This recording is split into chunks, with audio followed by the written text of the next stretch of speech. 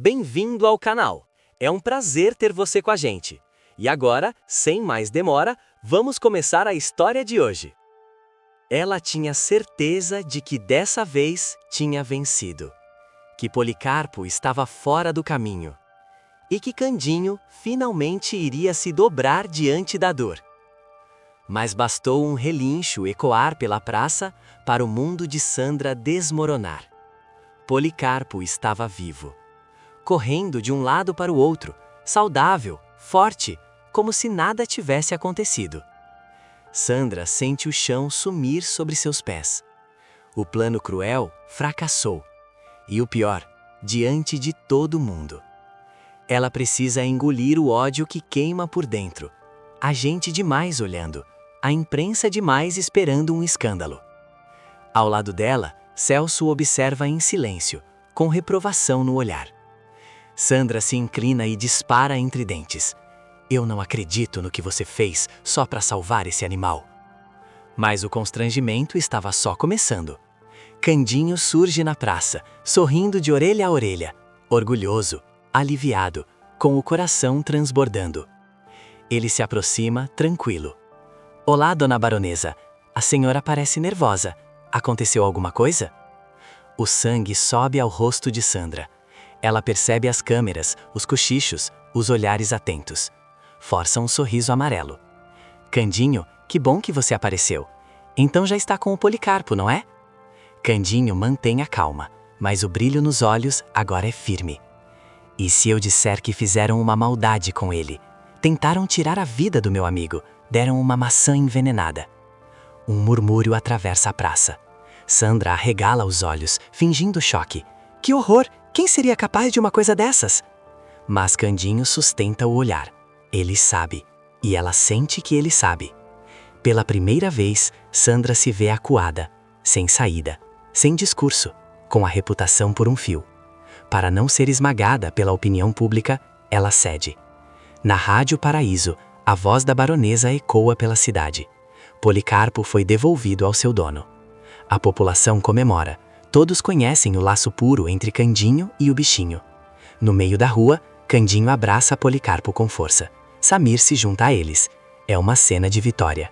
E para Sandra, uma humilhação histórica. Ela tentou tudo.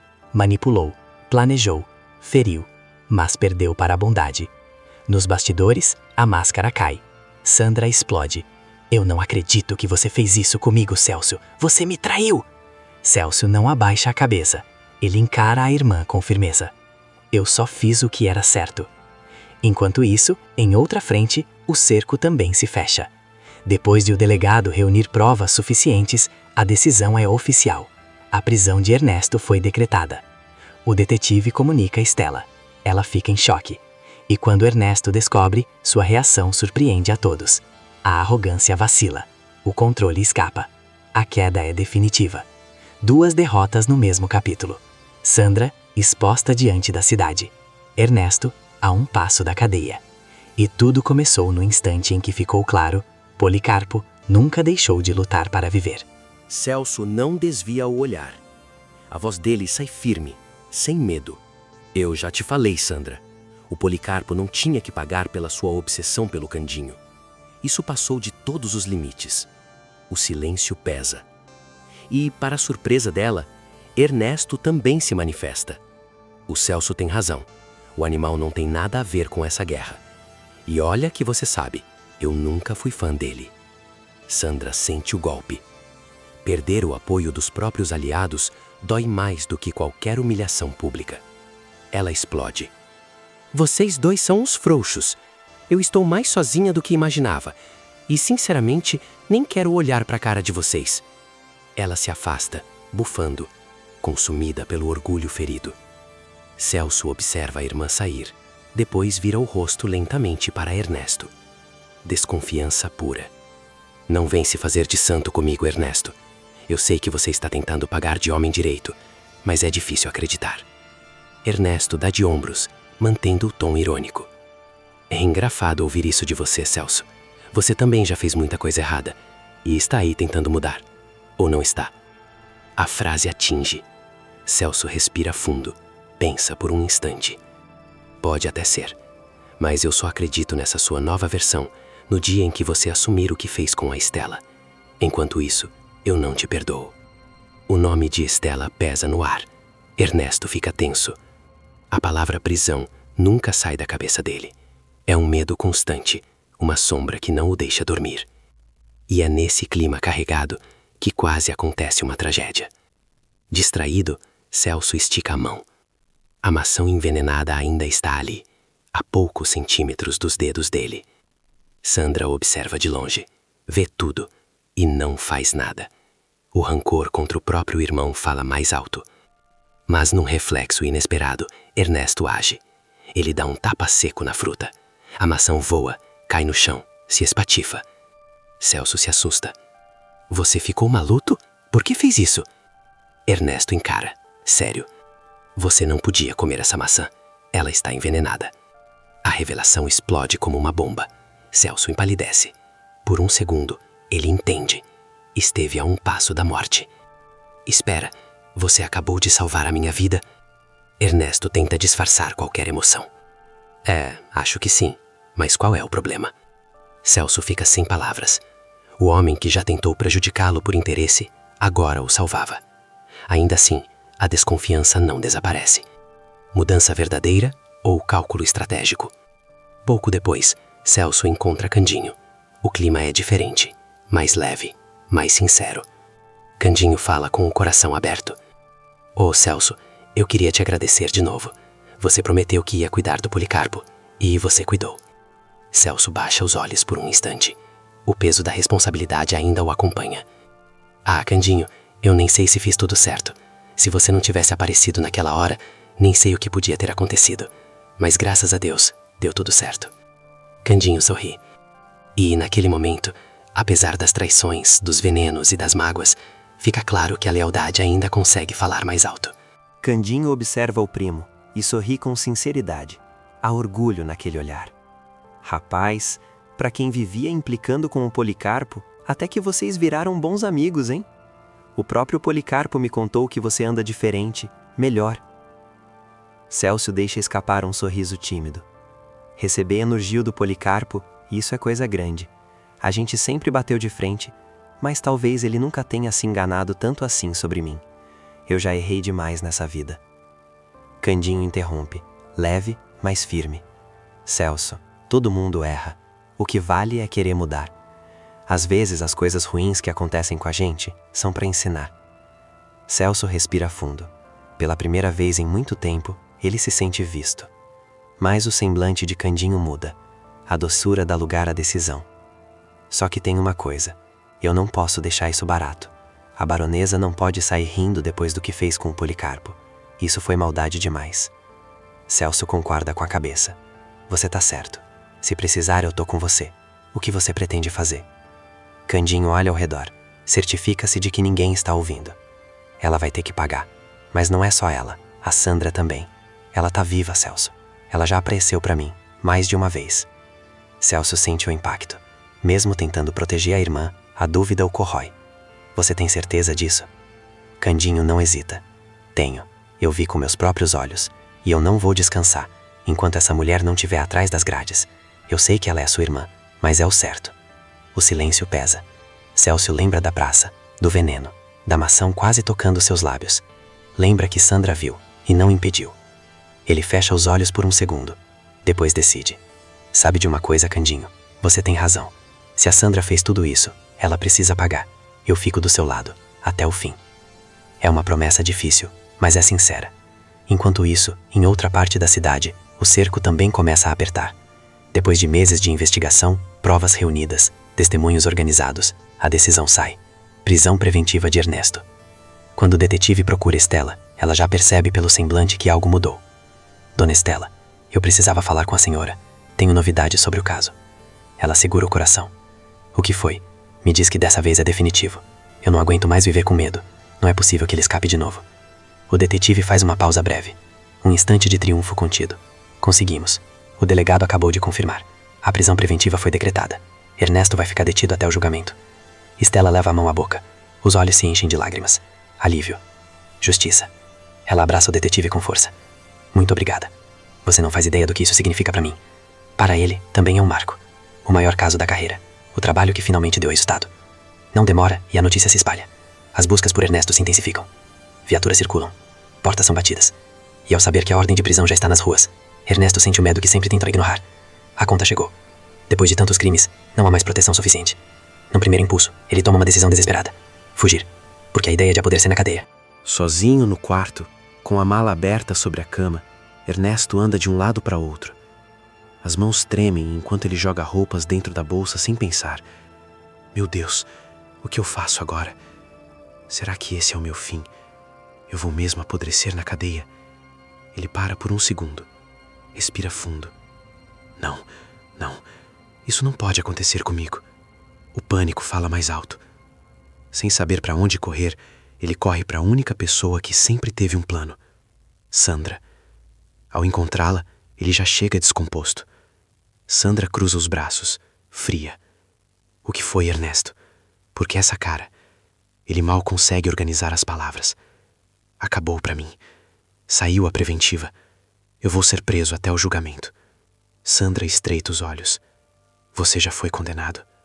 Não, mas o delegado quer me manter trancado até o dia do julgamento. Se eu entrar naquela cela, acabou. Em vez de apoio, ele recebe desprezo. Sandra ri com ironia. Talvez você mereça mesmo. Virou um homem fraco. Se tivesse feito tudo como eu mandei, nada disso estaria acontecendo. Ernesto abaixa a cabeça. Não fala assim. Eu tentei mudar, mas eu não quero ir para a cadeia. Sandra se aproxima devagar. O sorriso que surge em seus lábios é calculado. Então faz o que precisa ser feito. Ele engole em seco. E o que seria isso? A resposta vem sem hesitação. Vai atrás da Estela. Sequestra a menina. Se você pegar a Anabela, acabou. Estela tira a queixa na mesma hora. E você fica livre. O silêncio que se instala é pesado. Ernesto fica paralisado. Sequestrar uma criança. Ele passa a mão no rosto. É o ponto sem volta. A ideia o coloca diante de um abismo moral. Mas o medo da prisão, o medo de perder tudo, começa a falar mais alto. E essa decisão vai desencadear algo ainda maior. Porque quando ele realmente tentar levar Anabela, Estela fará uma revelação capaz de mudar tudo. Ela dirá que ele é o pai biológico da menina. Uma verdade que desmonta o plano cruel e atinge diretamente os interesses de Sandra. Enquanto isso, em outro cenário completamente diferente, uma vitória começa a nascer. No estúdio de gravação, as últimas notas ecoam pelo ar. Jadita, agora assumindo de vez o nome artístico Dita Ribeiro, respira emocionada. Pronto, terminamos. Meu Deus, eu não acredito. Eu tô feliz demais. Lorival observa com orgulho. Foi um trabalho lindo, Dita. Seu disco está maravilhoso. Eu tenho certeza. Isso vai marcar a sua carreira. O Brasil inteiro vai finalmente reconhecer o seu talento.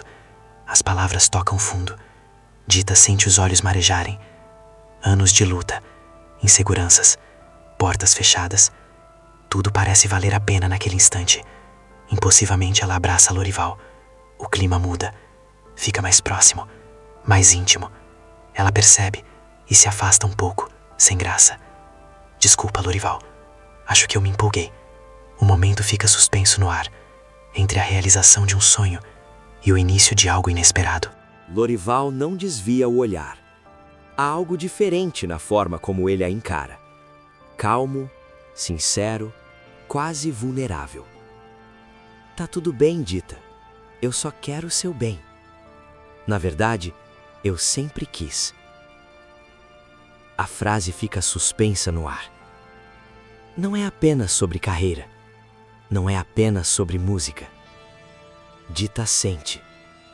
O jeito como ele a observa vai além do profissional.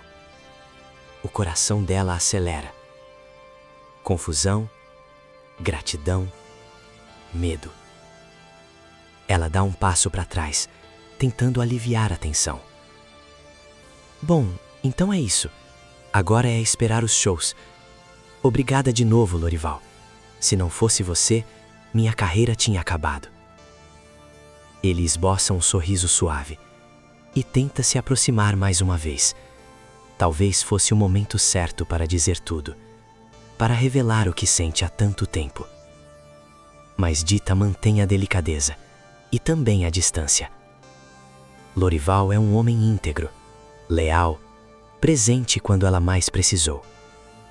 Ainda assim, existe um nome que ela não consegue apagar do peito: Candinho. Mesmo sabendo que ele decidiu se casar com Zuma, mesmo tentando aceitar que esse capítulo parece encerrado, há algo dentro dela que se recusa a morrer. Uma chama insistente, uma esperança silenciosa. Ela baixa o olhar por um instante. O disco está pronto. O sucesso começa a bater à porta. O Brasil finalmente vai ouvir sua voz. Mas o coração ainda está dividido. Seguir em frente. Abrir espaço para um amor seguro e possível. Ou continuar esperando, acreditando que de algum jeito o destino ainda pode mudar o rumo da história. Entre a razão e a emoção, Dita percebe que o maior desafio da sua vida talvez não esteja nos palcos. Sozinho no quarto, com a mala aberta sobre a cama, Ernesto anda de um lado para outro. As mãos tremem enquanto ele joga roupas dentro da bolsa sem pensar. Meu Deus, o que eu faço agora? Será que esse é o meu fim? Eu vou mesmo apodrecer na cadeia? Ele para por um segundo. Respira fundo. Não, não. Isso não pode acontecer comigo. O pânico fala mais alto. Sem saber para onde correr, ele corre para a única pessoa que sempre teve um plano: Sandra. Ao encontrá-la, ele já chega descomposto. Sandra cruza os braços, fria. O que foi, Ernesto? Por que essa cara? Ele mal consegue organizar as palavras. Acabou para mim. Saiu a preventiva. Eu vou ser preso até o julgamento. Sandra estreita os olhos. Você já foi condenado? Não, mas o delegado quer me manter trancado até o dia do julgamento. Se eu entrar naquela cela, acabou. Em vez de apoio, ele recebe desprezo. Sandra ri com ironia. Talvez você mereça mesmo. Virou um homem fraco. Se tivesse feito tudo como eu mandei, nada disso estaria acontecendo. Ernesto abaixa a cabeça. Não fala assim. Eu tentei mudar, mas eu não quero ir para a cadeia. Sandra se aproxima devagar. O sorriso que surge em seus lábios é calculado. Então faz o que precisa ser feito. Ele engole em seco. E o que seria isso? A resposta vem sem hesitação. Vai atrás da Estela. Sequestra a menina. Se você pegar a Anabela, acabou. Estela tira a queixa na mesma hora. E você fica livre. O silêncio que se instala é pesado. Ernesto fica paralisado. Sequestrar uma criança. Ele passa a mão no rosto. É o ponto sem volta. A ideia o coloca diante de um abismo moral. Mas o medo da prisão, o medo de perder tudo, começa a falar mais alto. E essa decisão vai desencadear algo ainda maior. Porque quando ele realmente tentar levar Anabela, Estela fará uma revelação capaz de mudar tudo. Ela dirá que ele é o pai biológico da menina. Uma verdade que desmonta o plano cruel e atinge diretamente os interesses de Sandra. Enquanto isso, em outro cenário completamente diferente, uma vitória começa a nascer. No estúdio de gravação, as últimas notas ecoam pelo ar. Já Dita, agora assumindo de vez o nome artístico Dita Ribeiro, respira emocionada. Pronto, terminamos. Meu Deus, eu não acredito. Eu tô feliz demais. Lorival observa com orgulho. Foi um trabalho lindo, Dita. Seu disco está maravilhoso. Eu tenho certeza. Isso vai marcar a sua carreira. O Brasil inteiro vai finalmente reconhecer o seu talento. As palavras tocam fundo. Dita sente os olhos marejarem. Anos de luta, inseguranças, portas fechadas. Tudo parece valer a pena naquele instante. Impulsivamente ela abraça Lorival. O clima muda. Fica mais próximo, mais íntimo. Ela percebe e se afasta um pouco, sem graça. Desculpa, Lorival. Acho que eu me empolguei. O momento fica suspenso no ar, entre a realização de um sonho e o início de algo inesperado. Lorival não desvia o olhar. Há algo diferente na forma como ele a encara. Calmo, sincero, quase vulnerável. Tá tudo bem, Dita. Eu só quero o seu bem. Na verdade, eu sempre quis. A frase fica suspensa no ar. Não é apenas sobre carreira. Não é apenas sobre música. Dita sente. O jeito como ele a observa vai além do profissional. O coração dela acelera. Confusão, gratidão, medo. Ela dá um passo para trás, tentando aliviar a tensão. Bom, então é isso. Agora é esperar os shows. Obrigada de novo, Lorival. Se não fosse você, minha carreira tinha acabado. Ele esboça um sorriso suave e tenta se aproximar mais uma vez. Talvez fosse o momento certo para dizer tudo, para revelar o que sente há tanto tempo. Mas Dita mantém a delicadeza e também a distância. Lorival é um homem íntegro, leal, presente quando ela mais precisou. Ainda assim, existe um nome que ela não consegue apagar do peito: Candinho. Mesmo sabendo que ele decidiu se casar com Zuma, mesmo tentando aceitar que esse capítulo parece encerrado, há algo dentro dela que se recusa a morrer. Uma chama insistente, uma esperança silenciosa. Ela baixa o olhar por um instante. O disco está pronto. O sucesso começa a bater à porta. O Brasil finalmente vai ouvir sua voz. Mas o coração ainda está dividido. Seguir em frente.